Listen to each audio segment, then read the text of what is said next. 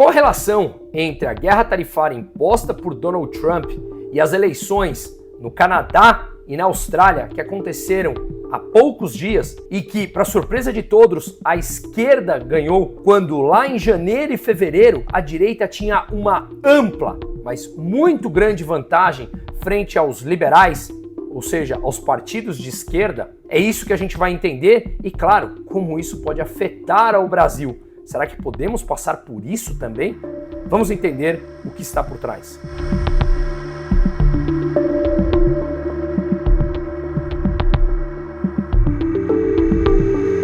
Nos últimos dias, dois países de origem anglo-saxão, o Canadá e a Austrália, passaram por eleições. O Canadá, com os conservadores liderado por Pierre Poilievre, chegaram a ter mais de 20% de intenção de votos frente aos liberais. Liberais aqui no sentido anglo-saxão, que se referem aos partidos de esquerda.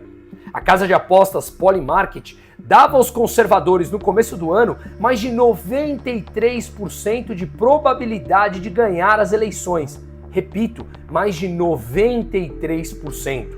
Na Austrália, a coalizão de direita teve vantagem no começo do ano de mais de 10 pontos percentuais frente aos liberais de esquerda. A mesma casa de aposta Polymarket, entre fevereiro e março, dava uma probabilidade de mais de 70% dos conservadores ganharem na Austrália dos liberais, que acabaram ganhando. Mas o que de fato aconteceu? Vamos lembrar que no Canadá as eleições aconteceram dia 28 de abril, enquanto na Austrália foi agora no passado 3 de maio. E o que há em comum? Como eu falei, a esquerda ganhou nos dois países, surpreendendo a todos e mudando radicalmente frente às intenções de votos no começo de 2025.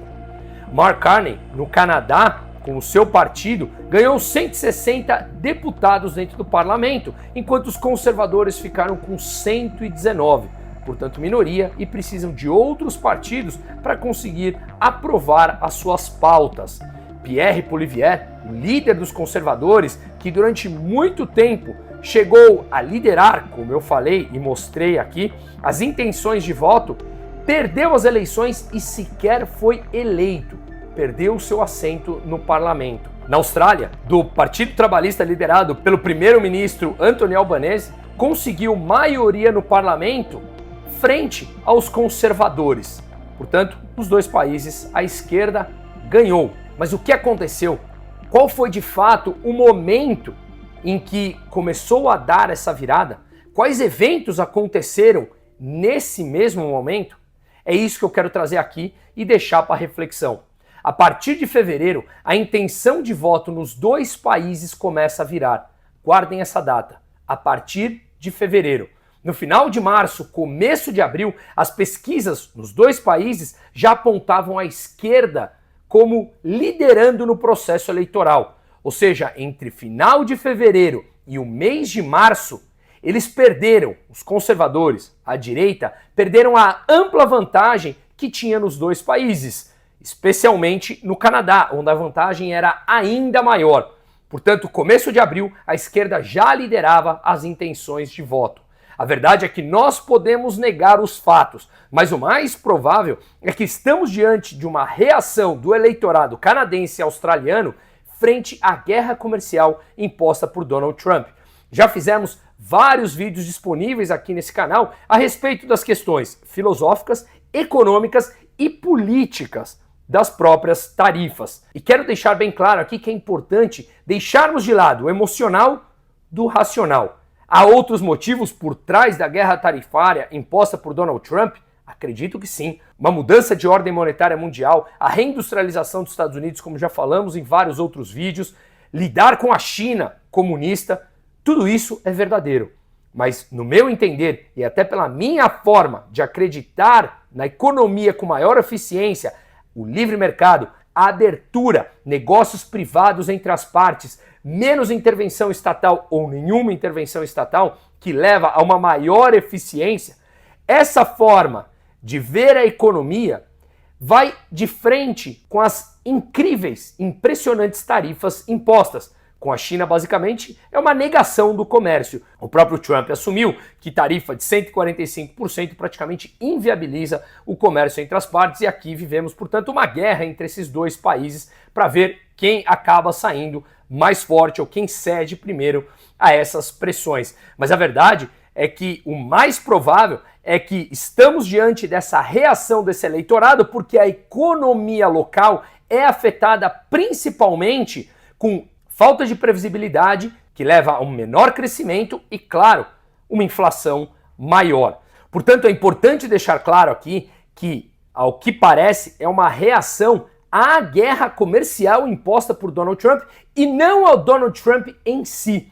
Isso acontece porque, enquanto o Trump ganhava nas pesquisas, quando ele ganhou as eleições, e ainda em janeiro e grande parte do mês de fevereiro, antes da imposição das tarifas, os partidos conservadores, como olhamos nos gráficos aqui disponíveis nesse vídeo, mostrou que, nesse período, os conservadores canadenses e australianos lideravam a corrida eleitoral frente à esquerda. Portanto, não tem a ver com Trump em si. Mas no momento em que a guerra tarifária veio à tona, foi justamente aí que nós vimos a mudança dessa intenção de voto nos dois países. Em fevereiro começou e piorou em março. E o que aconteceu em março foi justamente quando entrou em vigor as tarifas de importações ao Canadá e ao México. E também no mês de março foi quando entrou em vigor as tarifas de importação de aço e alumínio, também do Canadá, e que afetou diretamente a Austrália. E vale lembrar que poucos dias depois, no dia 2 de abril, chamado Dia da Libertação, foi quando foi anunciada aquela brutal alta de impostos que impactou diretamente a Austrália também. E aí, nesse momento, nós vemos a intenção de voto mudando nos dois países. Inclusive, a gente tem discutido isso muito, desde hoje que eu estou gravando segunda-feira, lá no chat no meu WhatsApp da comunidade Liberdade Sem Fronteiras. Eu convido aqueles a fazer parte, porque a gente debate economia, política, investimentos, estratégias de carteira e, portanto, é sempre um prazer e importante contar com mais informações e mais debate. Eu deixo o QR Code aqui na tela e será um prazer contar com a sua presença. Portanto, como eu falei, nós podemos questionar a decisão dos eleitores canadenses e australianos, mas a verdade é que o fato está aí. A esquerda continua no poder nesses dois países e cresce o risco disso acontecer em algum outro país. A esquerda está ressuscitando, mantém a agenda woke vigente nesses países, que é extremamente deletéria para a economia. O risco está aí, fica muito claro. Se o plano de Donald Trump funcionar, ótimo, apesar da dor no curto prazo. É isso que torcemos. Agora, se ele não funcionar, o risco de colocar de volta a esquerda no poder nos Estados Unidos também é muito grande e afetar essa onda que vemos de partidos conservadores ou mais à direita tomarem corpo no mundo para equilibrar esse balanço dos últimos anos. Vale lembrar que as democracias atuais usam a censura para dizer que estão correndo o risco de acabar com a democracia. Ou seja, um dos pilares fundamentais das democracias é justamente a liberdade de expressão e a oposição poder se manifestar. E é justamente o oposto do que tem acontecido. As democracias atuais, em nome da democracia e de proteger a democracia, calam a oposição. Mantêm políticos inelegíveis, querem acabar com partidos, querem retirar candidatos do jogo. Ora, eu sou a favor da liberdade de expressão de cada um. Se o partido ele é nazista, obviamente abominamos tudo isso. Se o partido é comunista, abominamos tudo isso.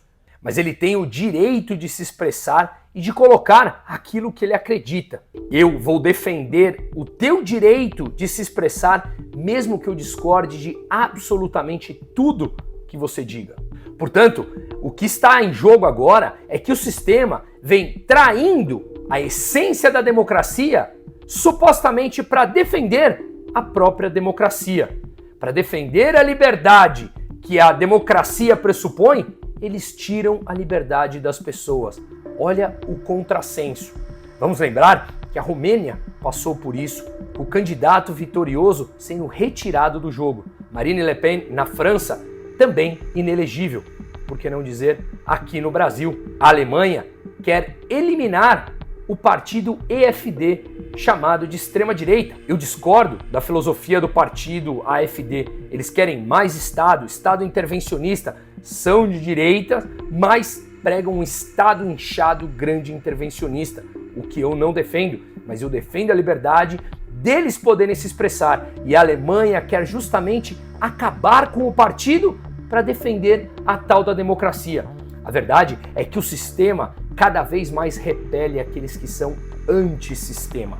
E isso não é democrático. Se nós não entendermos essa mudança de jogo, isso afetará também ao Brasil. Ou melhor, já vem afetando. Aonde reside a minha esperança é justamente na descentralização da tecnologia e, claro, todo o processo de polarização que a sociedade está vivendo e não mais suportando determinados níveis de censura. Isso tende a escalar, espero que escale para um debate muito mais profundo dentro da sociedade e as pessoas percebam que não tem por que calar o outro, que ganhe o jogo democrático, que ganhe o jogo da maioria da população. Mas isso não acontece. O que acontece é a vontade do próprio sistema, dominado pelos burocratas. E isso afeta todas as nossas decisões locais. Portanto, se essa onda de Donald Trump não funcionar, o resultado esperado das guerras tarifárias pode abrir porta para as esquerdas voltarem no poder depois de vários países aqui na região e na Europa terem extirpado, ao menos nas últimas eleições, as esquerdas.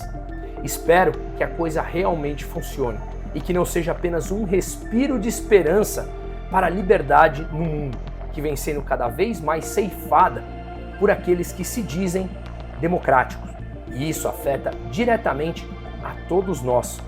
Pense bem a respeito, compartilhe essas ideias, o importante é o debate. Faça parte do nosso grupo, porque diariamente a gente tenta trazer ideias e essas ideias todos nós compartilhamos.